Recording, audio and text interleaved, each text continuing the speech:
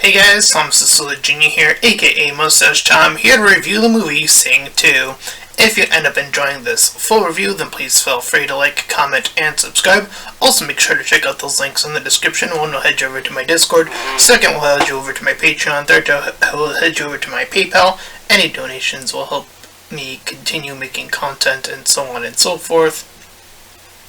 And with shilling out of the way, let's get into the movie review. So, I guess I should recap a little bit of what happened in Sing, or just say, what that was like. So, Illumination in general hasn't really been good at movies, or,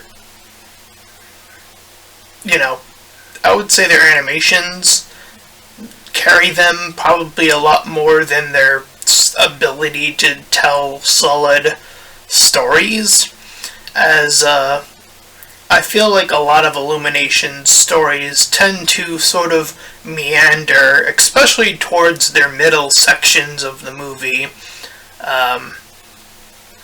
Despicable Me, I recall very much being a lot of meandering and whatnot.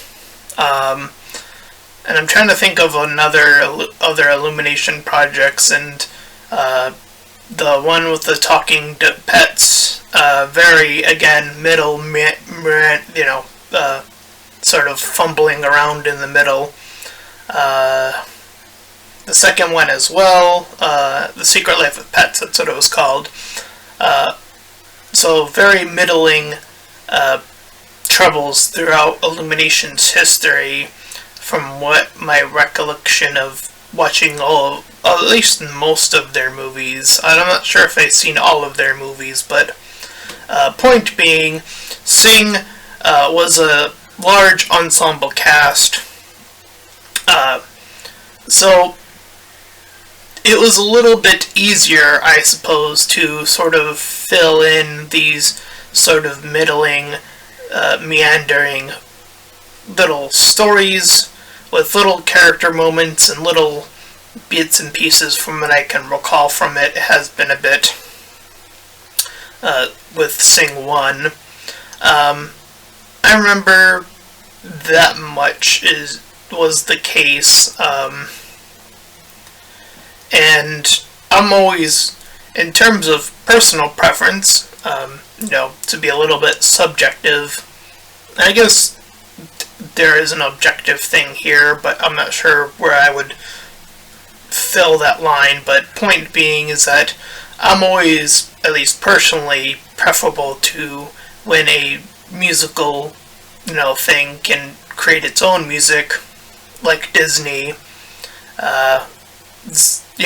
musical songs, for example, immediately comes to mind as like the number one for like when there's, a musical movie. That's usually where my mind leads first anyway. At least old school Disney. Well, no, Enchanto proved they still have it. They still have the capability of doing it pretty well, pretty solidly. So that's my preference in terms of, musical types. So Sing, of course, has a more, I'm not sure what the official name of it is, but it's when you use pre-existing songs to essentially help tell your story. This falls in line with other movies like, say, Alvin and the Chipmunks, which is probably even of a lower tier of, movies that somehow lasted significantly longer, having 4 movies, at least the one with the live action characters intermingled in it. So yeah, popular, very, very popular in terms of, money making, but popular does not equal quality, obviously. So we're here to talk about the movie objectively here. That is my job. So, this time around, the movie starts off in this dark wood area, and we see the elephant girl Mina walking through, and she falls into a pit, and things seem mysterious as she awakens, and we see that the characters, I don't remember all of their names off the top of my head, and I sometimes write their names as like what animal character they are, so that's just what I'm going to do for some of them. So the Miss Pig character, because I don't remember her name, as well as the ape, whose name I did catch, but I don't remember what it is off the top of my head. But point being is that they're putting on a musical play of Alice in Wonderland, and they use, of course, as I mentioned, pre-existing songs. The Russian pig, the dude pig, comes in, sings in long. All while this is going down, the business manager, Mr. Moon, the little koala, makes his way over to this dog that is like she's essentially like what do they refer to it as? A sing talent person. I don't know. And point being is that she leaves in the middle, saying that, or, as he approaches them, or him, or he approaches her, I should say, she essentially says they are not good enough for the big leagues, as that is his next big desire for this rest of this movie is to hit the big leagues, because the location that they are currently in is a small town theater, but it's always being sold out. But he at least personally wants to hit the next level, hit the big leagues, as I mentioned. And again, she tells him that they are just simply not good enough. So he attempts to give chase, but it doesn't end well for him. There's quite a little bit of overlay music instead of, I think there was like 3 or 4 songs that just overlay as sort of this montage, or like a thing is happening as a character is moving, and this is like the first of 4, I want to say. Anyway,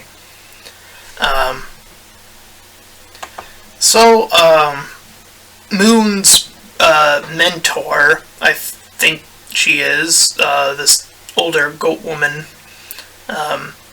tells those who are destined to be, up there, are often destined to fail more, which, inspires him in his own way to push onward instead of being dejected. Anyway, we cut to the female porcupine named Ash, who's playing in her own concert, seems to be doing her own thing, at least temporarily, but Moon, being re-inspired, goes to her first and says, "Hey, want in?" And and pretty fastly she says, "Yeah." So he's like wanting to go to the big leagues, the big location. He set up a bus, told everyone to get on board. Miss Pig is like, "Hey, I really want to go too," which inspires everyone else to essentially be on board. And while they are traveling, another overlay song, so that's 2 that I wrote in my notes. Anyway, they travel to the big league location called Red Shore, and they make their way into the building of where that talent agent works, and they sneak into a supply closet, start cleaning their way to try to get in. More music overlay, as Mina the elephant sneaks them across while in a disguise. And, they're, as I mentioned, mopping their way across after the fact.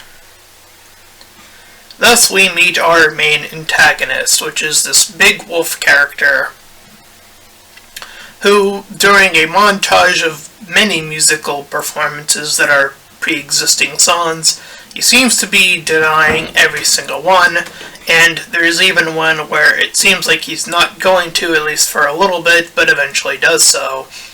So, I'm going to talk about this character more in depth now, as in, I'm going to stop talking about the plot for just a few seconds here. Let's talk about this wolf character, because I'm going to say it, he is the worst part of the movie, unfortunately. And he didn't have to be, as while he is technically the antagonist, there is something to his character, and then they suddenly pull it away abruptly without really any nudge in that direction. It just sort of seems to happen, and it doesn't make any sense. So we're going to talk about that right now. So this wolf guy, he's like this guy who gets really aggressive and really angry pretty quickly throughout the movie, but he has a daughter, and he seems to look out for her best interests. Like, she wants in the show eventually, or pretty soon, and he's like, hey, let my daughter in. He seems to be very much in line with that, at least at the beginning of the movie. But then, later on in the movie, again, but without any, line to get him there, he suddenly's like, you're worthless, or he says something. I don't remember what his exact dialogue was towards her, but he's like, just, you're like a squirt or something. I don't know what he says, but point being, I thought they were going to do something interesting with this antagonist, like, oh yeah, he's aggressive, but at least he has this thing that, this daughter character that he'll still look out for no matter what, but then abruptly, he just suddenly shifts and then hates her too for whatever reason. It doesn't make any sense. Very unfortunate. And he just goes all the way full antagonist, and while, going all out and trying to literally kill, Mr. Moon, again, the whole aside of him just abruptly hating his daughter, that part I actually find more frustrating, believe it or not, because again, it doesn't fit with the thing we were introduced with him as, and yeah, it definitely comes across as completely out of nowhere. And here's the thing, is that there is a part where he does seem to put on an act in front of a camera, sure, that much is true. He is still a showsman, so, when he's in the public eye, he has a smile and he talks big business, but very briefly. But again, that first bit, like I said, the threads just don't add up. It feels like two different writers wrote him at the beginning, and then someone else came in and then wrote him, and then he was a completely different character. So yeah, not great. So getting that out of the way, let's continue. Back to the plot. So he denies them as well. But as Dude Pig, I'm just going to call him Dude Pig, talks up this big magical performance that he can potentially put on, and he even briefly mentions a very famous person, at least within the context of the movie, named Calloway. And the wolf is like, ooh, this big guy, if we can get him in, I'll be the top wolf guy. And so Moon lies in order to get the gig, says he knows Calloway, but Ash pulls him aside and is like, you're crazy if you think you can get that guy. His wife passed, and, well, I don't know if she mentions that quite yet, but essentially, he's been away for a long time. We have music overlay number 4, after the fact. Right after, we start to see them getting into their places and aspects. The ape Johnny, that's what his name was, Johnny, is trying to get into the music choreography, which is this fight dancing. He has a very tough instructor that seems to have it out for him right out of the gate, and thus proceeds to give him the go-around for that. Miss Pig is the star of the show, or the main attraction, I guess. And she's a little excited about that. Meanwhile, Mina is partnered up with this Dude Bro Ox character, this new character for the movie. All the meanwhile, Moon tells Crawley the chameleon, to go over to get Calloway. So she attempts to do so and gets paintball gunned, I think that was what it was. And as she sets off all these alarms trying to get to him, and completely fumbling back into the water. Anyway, we cut back, and Miss Pig is put in a location where she's high up, and suddenly a fear of heights has been established for her character. As she sings out, but then that happens. So, the daughter of the wolf comes in. I'll just call her Little Wolf for simplicity, since I don't remember her name. And Papa Wolf is like, hey, put her in the show, as I mentioned. At first, he seems to be very on board with giving her what she wants right here. So, later on, it doesn't make sense when he completely just says, hey, you're sort of worthless. So,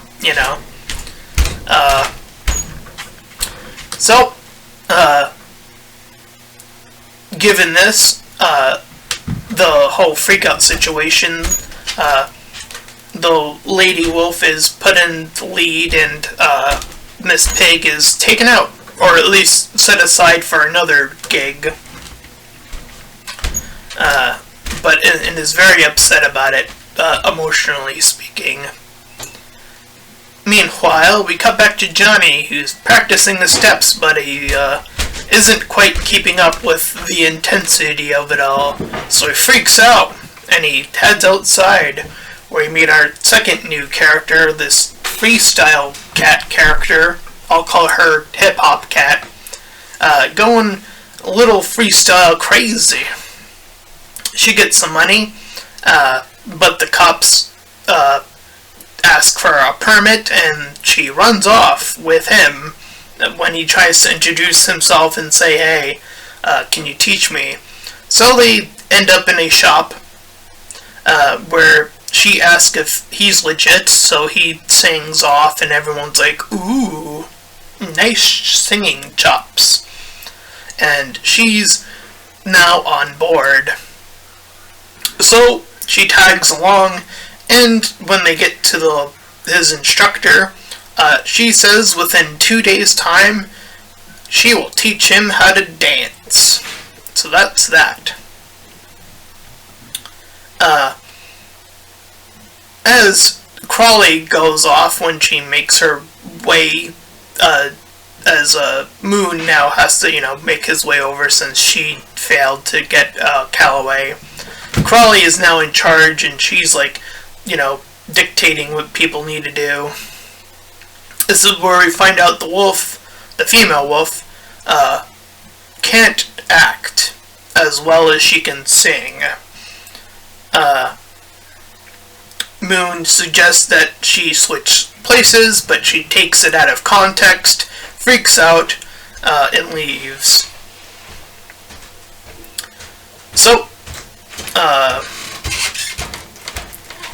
as I mentioned, Moon heads out with Ash, trying to establish, contact with Calloway. All the while, Mina, the elephant, runs out, trying to get some breathing room from her partner, and bumps into a kind, gentle male elephant, and she's like, woo! So she gets the feels of love. Anyway, we cut back to Calloway as we do meet him more distinctly with Ash and Moon after being electrocuted by his fence. So there's a lot of cutting back and forth. Anyway, we cut back to Johnny and the Rap Cat practicing freestyle. And we cut back to Ash, sort of bringing up how things aren't going to go exactly how they will intend, but, they can try to make it work still, somehow, some way. She'll fix the situation. So we got a little montage of the show being set up. I'm pretty sure a music overlay is here as well, I think. I didn't write it down, but I kind of gave up after that, so I'm not sure. Excuse me. So, Moon, as I said, that whole situation goes down with the whole switcheroo. And Ash is still trying to convince Calloway. She sings his song, and he sits along with her as Moon made his way back. Is called in, and the wolf, Papa Wolf, freaks out. He's yelling how his daughter got fired, so he's still in that zone of caring for his daughter. And it's only at the end, where it's like a snap. It's like a sudden snap of he suddenly doesn't care. All of a sudden, it's so bizarre. So, Moon's phone breaks, so he freaks out and runs away, as the threat has been made. He freaks out and hides, and all the while, Calloway made his way in first. Make his way back with Ash after the whole sing-along, or her, singing her song, so he rode back with her. So the three of them are in there. And the wolf, while on television, is hey, those people, Moon and them, are all a bunch of losers. And this is where they start to run away, because they think they're going to be killed now, very legitly. So they jump out the window of wherever they are, high up in the building, and they fall into the water area. So, after they make their escape, they say, hey, let's sneak in the show, why not? And I think it's around this area where, the father says something about the daughter being, a loser or something. I don't remember. It happens somewhere, but I know it happens, I didn't write it down exactly where it happens, I don't think. Anyway, so they're on the run. they made their way to another area where these little, I'm not sure what animals they are, but they're really small. And he's like, Moon's like, hey, can you dance? And they're like, yeah, or at least one of them. So he's like, teach the others, and then we're gonna sneak on a show.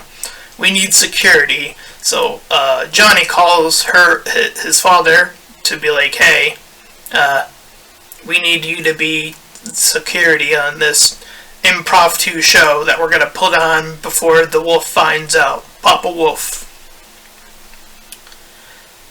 So they kerfuffle their way into beginning the show for free, which is, a bit of a crazy thing to do since all of the stuff they put into the making this project. They get the daughter wolf back on board. The chameleon does.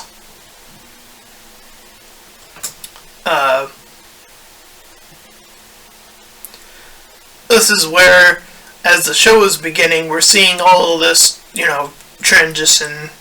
And we start with Johnny's little transition, where he's first up. He's doing pretty good.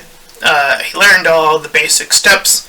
The monkey mentor guy is angered by this, so he jumps down, taking the place of his main opponent of like the main event of that. Taking over and showing him who's boss. But Rapper Cat wants nothing to do with that. So once the audience is like, whoa, she starts up a new beat, which inspires Johnny to get back up and do a more emotional reverb of that song with the dudes around him supporting, and he is able to show Trainer Monkey Dude what's what. Next up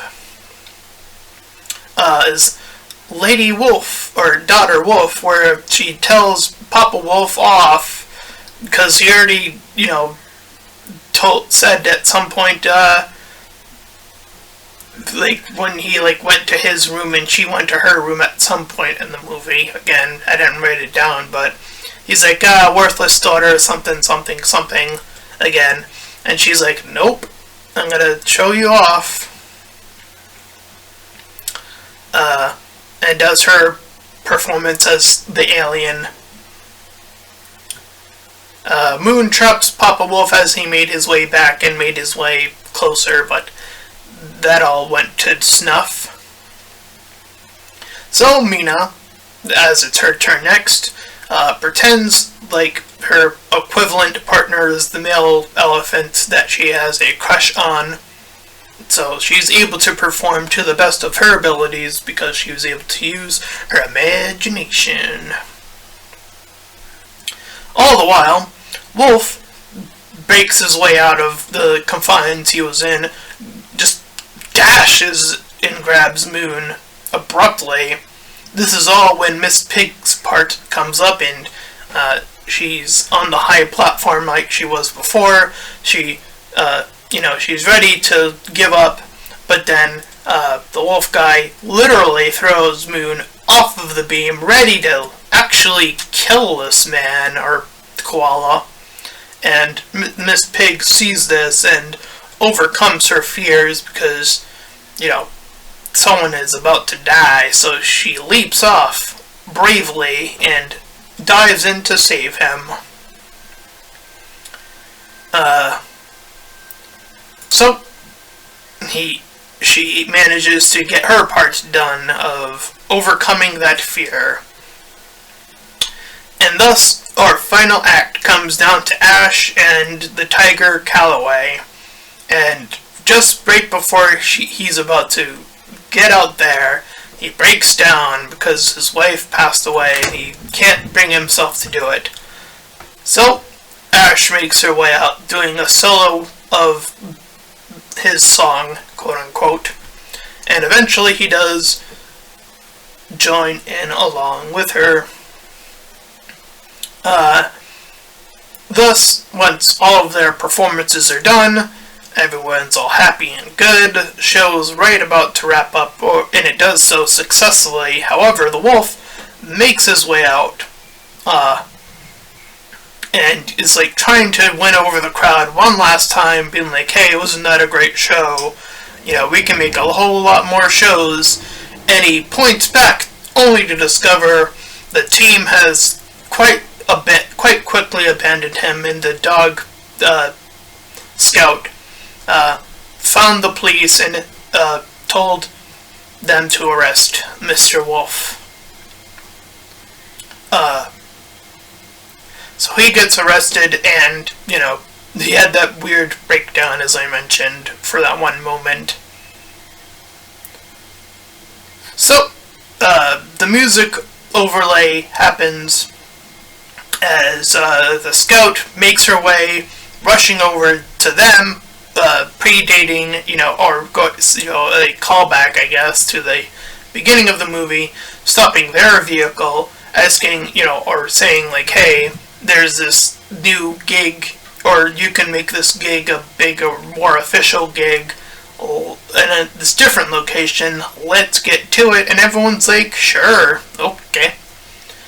And once they get their new show and everyone's made it successfully, that is where the end of Sing 2 comes to its curtain call. Alright, so for the most part, I would say they managed to have enough, much like the first movie, the characters go through the little mini arcs, I guess I'll call them. Since there are so many characters, it makes sense to do these like smaller arcs for each of them, rather than, focusing on like these big, crazy things. So, I found the tigers the most interesting, getting over someone who has passed away and someone who's very successful at music, bearing himself back up, and that of course is tagged along with Ash. So that pair definitely has the most interesting. I would say following up from those two, I would probably say Johnny's is probably the next best, quote unquote, and then after that I think Miss Pig and Mina's is probably next, and then Miss Pig's feels like the most abrupt because it's like she's like fine at first and then it suddenly like hits her, which I don't know if that's how phobias work necessarily. At least from personal experience, the phobia that I had occurred had some sort of previous event that triggered it, so I'm not sure if a phobia can just sort of snap into your existence. Again, I'm not an expert on phobias, so I'm not sure if that's how that works, so that's a question mark for me at least. I don't know. If someone can let me know, then I guess that would be fine, but I just don't know, so I can't really say. As for Moon himself, his arc, I'm not sure if he really necessarily even has an arc in this. It's more of a weird curve as he sort of doubts himself and then kind of gets him back to the place he was already in, if that makes any sense, which isn't necessarily a bad thing. It's just, it is what it is, and it's fine to have a character that has, not as much, again, not an arc. The character doesn't have to have an arc to be a good character. That's not a quality you have to have, but, I think it's more beneficial to your storytelling if your characters do have character arcs. But if your character arc doesn't make any sense, like the wolf, then you start to have the issues. If your character suddenly breaks from something you thought was established and well established, and suddenly it snaps into, oh, I suddenly hate my daughter, then, it suddenly just comes into question about, like, well, that kind of ruins the one redeeming thing about that character. Okay, bye. See ya. So yeah, I think this movie is fine. I mean, out of Illumination standards,